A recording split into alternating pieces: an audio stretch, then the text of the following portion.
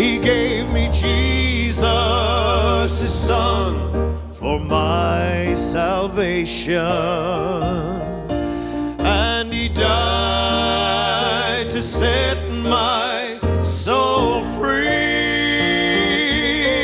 And if I'd been the only man alive to rule this earthly land, I know he would have died just for me. Hello and welcome to Rewind with James Kilbane. Thank you for joining us. Today, I'm joined by Warren Smyth, who's going to chat about his life, music, faith. Warren, thanks for joining us today. Thank you, James. It's a pleasure to be with you, and really appreciate the invite today. Warren, Banbridge. Yeah. That was home. That's my hometown, yeah, in County Down in Northern Ireland, and a place I always enjoy coming back to. I've travelled many places over my life, but there's still no place like the green like grass home. Of home. You know, the County Down drumlins, you come back to the hills of my home, and I just love the association with that town. And I live just outside the town limits in the country. I was brought up on a farm. You were brought up on a farm? Yeah. What, dairy, cattle, sheep? What? My father was a dairy farmer, and his father was a dairy farmer. So now I didn't take up the dairy farming mantle myself. I went into engineering, but my son has taken that up, and he's a full-time farmer. Well, I'm a farmer myself, so I beef sheep. That's why I'm curious what. Yeah. But are they still cattle? It's dairy. Yeah, my daddy's retired now, but my son Connor works in a full-time in a dairy farm. Okay, very good, very good. What was it like musically? Had you work jobs? What were you doing? What was Warren as a teenager? I suppose how I really got into music, really, I suppose I went to primary school in a wee townland called Canal, and then went to Banbridge Academy, grammar school there. I suppose that was really where my music, introduction to music was nurtured, and I grew up through church, I suppose, initially singing in church choirs, and then when I got to the school side of things, joined school choirs, and then involved in music. I joined the orchestra at the school, so I had a great love for sport, but I also had such a love for music. But an opportunity to come up to classical, it was to play classical music in the school orchestra, and it was percussion. I took up the role. I was going to say, it was percussion. So an opportunity to learn the drums and the timpani drums, the big kettle drums, and then progressed on to drum kits and different things. But I was in the orchestra for 7 years, right up through my school years, O levels, right up through the A level stage, and we toured all over Ireland and England, and it gave me a really good foundation for music. But there was still a bit of a tug on a Saturday morning. Sometimes the rugby coach would have asked me to go and play rugby, and I can remember in a schools cup game, I was supposed to be going to play drums at the practice for the orchestra, and I went and played a schools cup game, and what happened, I ended up breaking my wrist in the match, so I couldn't play rugby or play drums, so that was the end of my drumming career. So I finished school and then moved on from there, but carried that on. And all going through your uni days, and you were busking. It was giving you an extra income because you were at that stage. You were studying. When did you go to England? You started studying in England. I did an engineering degree in building services engineering. So all to do with heating and ventilation of buildings and stuff. So I lived there, and then I worked there for a year for the health service. But I still did the music behind the scenes. So you were still doing a bit. Were you working in church? Were you doing much with choirs or anything in that period of time? Not so much there. I would say for a period of that time, I drifted away from my faith. And probably that was the wide road that was presented to me as a young person. But that's okay. I came to faith at 16. I came to know the Lord personally at 16 years of age in my mum and dad's church at a mission that was held there. But then I drifted, I probably just, we call it backsliding sometimes. You slide away from the narrow road, as we say, and the temptations of the world were there, and especially, I suppose, a young man away from home, living a new life in a different part of the UK. It was very exciting, but I knew there was still an emptiness there. But I met my wife, Sharon. That was my next question, 91. So she was a big influence in bringing me back to faith. Where's Sharon from? Yeah, she's from a wee village called Dromara in County Down, and where we live now, we could literally look across to where her homeland was, and here was us living apart for so long. And then we met one summer in Newcastle in County Down at the foot of Slieve Donard on the main street. And I remember getting chatting to her. She was studying to be a teacher, primary school teacher in Belfast at Stranmillis College, and I was in Newcastle University. And you were blessed with 2 children. We're three children, 3 grown children. Yeah, Kerry, Matthew, and Connor. So Kerry, she lives in Paris, lives and works in Paris now, and she's coming home to see us next week. So looking forward to seeing her. And then Matthew, he graduated last year. Matthew's 23, Kerry's 25, and Connor's the farmer. He's 20. Matthew's in advertising and marketing. Okay, So, I'm sure there's lots of tips there. The early life, your early family. Yeah. Were you involved in? Did you get back gigging? Did you get back? Where did the country music start bringing you down? Country music influence, I suppose. Certainly the busking element gave me a bit of a foundation. And then I sang in some working men's clubs when I was over in England as well, when I was a student. Then I come back. Learning your trade. Yeah, I suppose just honing my trade and learning the guitar and all that sort of thing. And a very eclectic mix of music. You know, it wasn't purely country music. It would have been, when we would have been busking, it would have been, you know, maybe 60s music, rock and roll, some 70s, and then a wee touch of country or whatever, Beach Boys and Elvis. And did this work into your your development of music ministry? Yeah, well, from the point of view of the off? gospel, coming into the gospel scene, gospel music's always something I've enjoyed doing. And if I ever was singing at a concert, I suppose when I came home from university in the summers, I got involved with some country music concerts, some local promoters who knew I'd brought out my first album. It was recorded back in 1990, an album called Written in Stone. It was an old Randy Travis song. I know it. And that sort of gave me the bug, and I used it just again to sell it, at home and around the local shops and people that knew me. And then 1992, I was still at university, recorded my second album when I came home one summer. The momentum was starting to gather, so that was my second country album.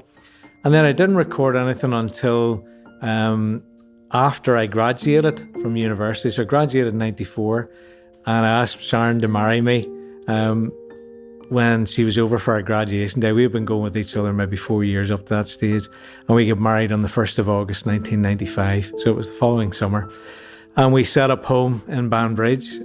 We had our first wee semi-detached house in Banbridge, and then the pitter-patter of wee kids came along, 97.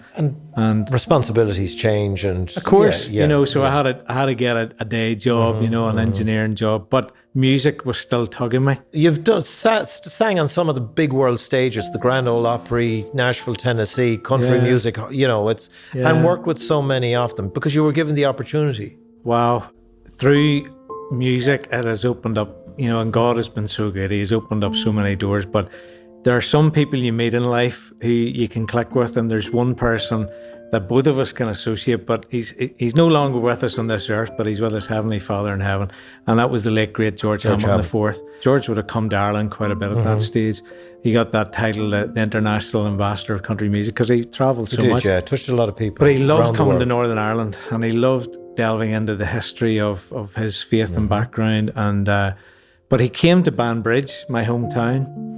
And the boys from Live Issue, I had interviewed them on the radio fairly recently up there, and George had brought out a new album commemorating the life and story and faith of a gentleman from my hometown. And to be honest, most to my shame, I didn't fully know the full story until I heard it from George Hamilton IV of a man called Joseph Scriven. And the great song. And the song is What a Friend We Have in Jesus, written by a man from my hometown. In the church that this concert was going to be performed in, they asked if I would come and be a guest artist and sing with them, and then George introduced George and the boys. But unbeknown to me, there was a corner in the parish church dedicated to the life of Joseph Scriven. There was a stained glass window in his memory. The poem that he wrote to his mother that formed the words for What a Friend We Have in Jesus was there in a framed, and I was going, wow, this really struck me. That song has reached so many people, and it has become, for so many gospel singers, a cornerstone. Amazing song, and voted behind Amazing Grace the second most popular song, gospel song in the world. Yeah.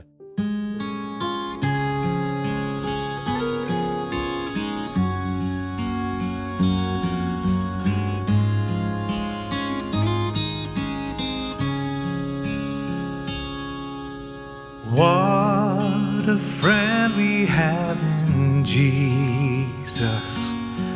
All our sins and griefs to bear.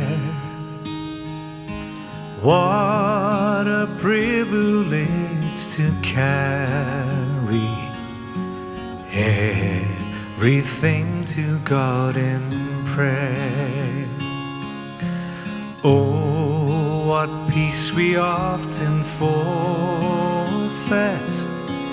Oh, what needless pain we bear. All because we do not carry everything to God in prayer. Have we trials and temptations? Is there trouble everywhere? We should never be discouraged.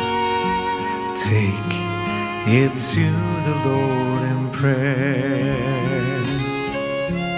Can we find a friend so faithful, who will all our sorrows share?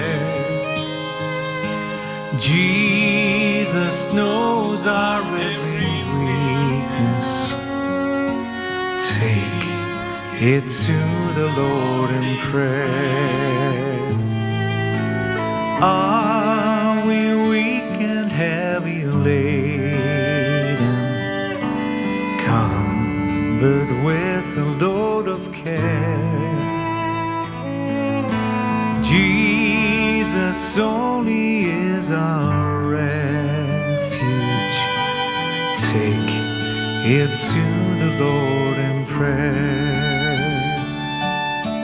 Do your friends despise, forsake you? Take it to the Lord in prayer.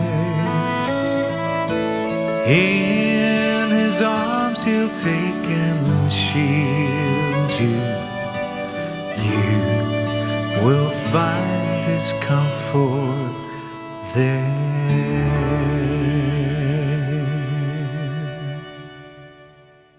The work that you're ongoing with, you've travelled a lot with your ministry work, and your wife is very much involved as well, isn't she? Well, Sharon's more in the background. She's a teacher, but ministry for me, I've got her involved. She's been so supportive in everything that I do, particularly when I was in the busy times in music, when we had a young family.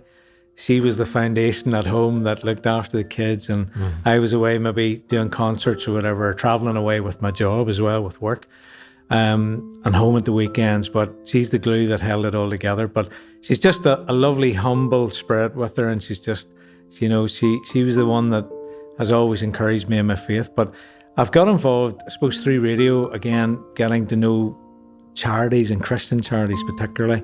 There's one in particular that I've really fallen in love with and do a lot of fundraising work from. Initially fundraising an organisation called the Smiles Foundation, and they would do fundraising right across the US, also across the UK. So they're based in Leeds, in Great Britain, and then we would fundraise in Northern Ireland for them as well. But we raise not just money, we take humanitarian aid out to northwest Romania, and the Smiles Foundation have their mission centre up in a city called Oradea, and I'll be heading out in a few weeks' time for the first time in 3 years. With the pandemic, we haven't been able to travel out, so my wife's coming out with me this time because she's heard me talk about this so much. So they get involved with the homeless out there, where they will give them clothes and food, and they work with the gypsy community as well. They've built a church for them. They've built care homes, schools. That was one of the first things the Romani gypsies had asked. Like, they're not uneducated people. They said, educate our children so that we can break this cycle that they didn't have to beg in the streets. And that was what the primary schools were built for. And then we built a church, and then care homes to look after their elderly. They're so respectful in that. But what Smiles also do, they come alongside families, you know, and they run holiday Bible camps for the children and residential things. So my wife's going to really love working with the children out there. You know, she works with primary school children as well. So I'm really excited. In your own life, your education has given you discipline and hard work. Like, is there anything ongoing that you would say if you met somebody young? There's young and not so young going to be watching this. And what advice would you give to them going forward? Well, here's me, I suppose, 30 years. Because you've done so much. 30 years, I've packed a lot in the last 30 years, but it didn't always run smoothly, James. And this is what the advice I would say: don't give up, because there'll be times you'll get knocked back. You'll fall flat in your face. But surround yourself with people who are going to stand by your side, who can lift you and pull you up again and encourage you along the pathway. I think having people of faith around you as well, who can pray for you, and, you know, that's a very important part of what I do. I always honour God in everything I do. Don't just think you're going to do it with your own power. You need God on side, and He's the one that has opened up opportunities for me. The power of prayer is a wonderful thing. But I think having godly people around you, the right people, having good family who will support you. New work going on, new band? Myself and a couple of other guys came together with an idea to put a gospel music festival together last August, and we called it Gospel in the Country. I started booking the artists. We're talking about Catherine Mitchell was there. I had a beautiful singer-songwriter called Eilidh Patterson. She is wonderful. She's from Derry, but she lives in Spain now. We had the Belfast Community Gospel Choir came on the Saturday evening. Well, you want to do your best. You want to get professional musicians who have a love for God, and that was the big challenge: getting Christian musicians who want to, you know, worship God through music. And God started putting people in my pathway, and one of them, I met two of them at the festival, got chatting to them, shared the vision with them, and they said, you know what, I'd like to meet up with you and chat about it. We jammed a bit, got guitars out. So band members started to come together. So in January of this year, I formed a new band, a worship band called Avoda, praise, A-V-O-D-A, Avoda. And that word Avoda is a Hebrew word, and it means to work, worship, and serve God. And I had prayed that prayer 24 hours before: Lord, I'm only going to step out if you give me a name for this business that's going to honour you and work, how I worship you and how I serve you and others.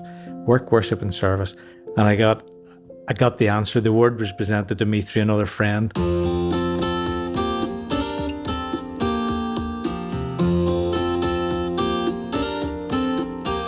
You have walked me through the valley of the shadows dark and low, and that's reason enough to believe. You have shown me endless mercy. Oh, I'll never know, and that's reason enough to believe.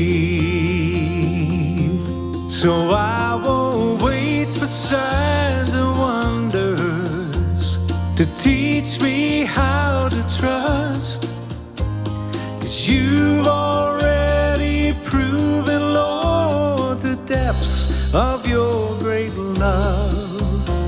You took the cross so willingly and spilled your precious blood, and that's reason enough to believe. Yes, that's reason enough for me.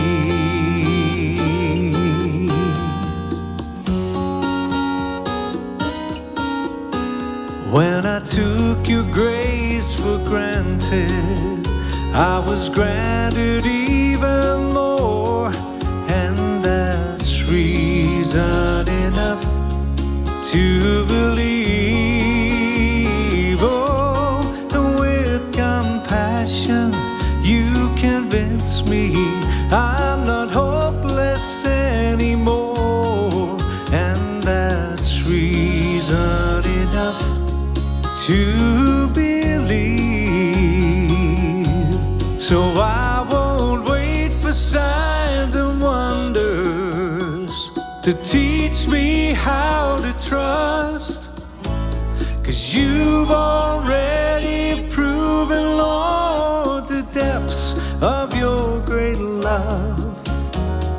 took the cross so willingly and spilled your precious blood, and that's reason enough to believe.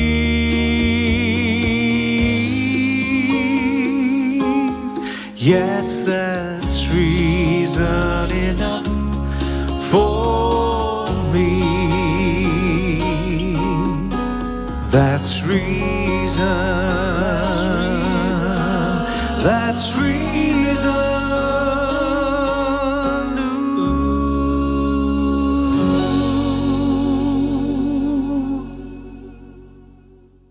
As part of the program, we've come up with a couple of things, and Warren, and one of them is there a prayer, a piece of scripture, Yeah. or a verse that, or a hymn that is very personal to you, a verse of a hymn or a piece of scripture or a line of a prayer? Is there something that's personal to you? You might have actually answered it in the name of but is there something? Do you know, well, a vote is one aspect of that, but I suppose, do you know what God has done in my life, particularly over the last couple of years, James? I struggled for many years with addiction patterns that nobody knew about. And God has healed me through so much. And it's now become part of my testimony and my ministry to help others who have come through that. And it was particularly one type of addiction, and it was pornography addiction. And I was addicted to pornography.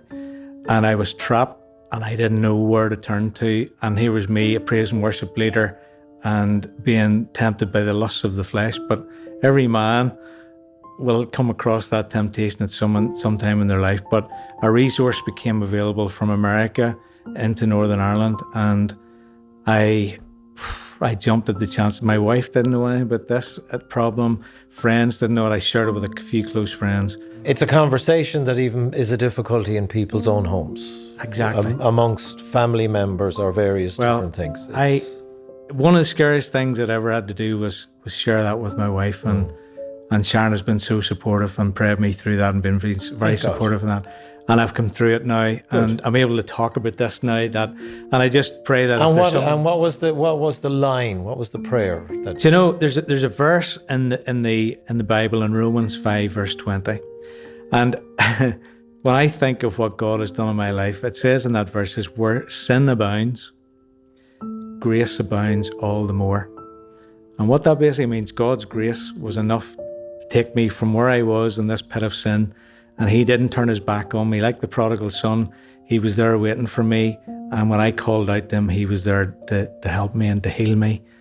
This is the other little thing we do, which might be a big thing. We're going to compose a song from all the artists we're asking them if they'd be kind enough to contribute a line of what God means to them in the book.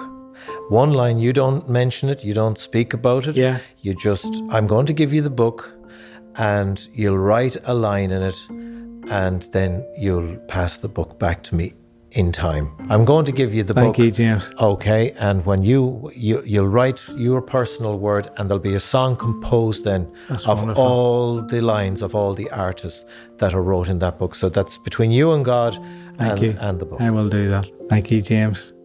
Warren, thank you. God bless Thank you. We look forward to that, and I think it's been received very positively. Great. Well, Warren, you've brought so much. I want to thank you so much. You have brought so much, and I think your witness and your strength has come across in the great work that you're doing and ongoing. So please, God will bless you and continue to bless you as He has done and blessed you, and your ministry will reach so many, many, many people. And please, God, our paths will cross again. With the help of God. No coincidence with God, James. Absolutely. Right? So thanks for joining us, Warren. It's been a pleasure, and thank you so much.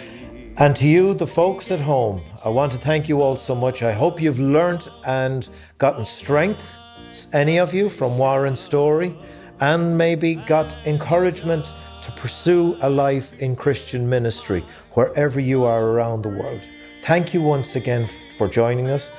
We will be back with Rewind for James with another edition soon, but till then, God bless you all.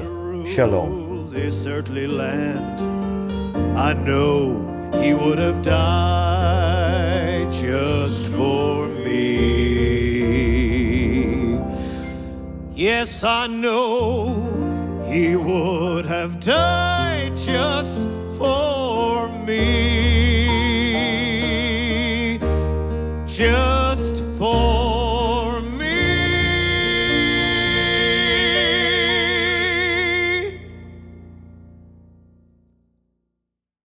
My life is a miracle.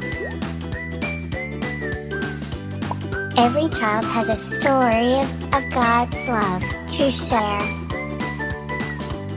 Shalom world, tune into God's love story.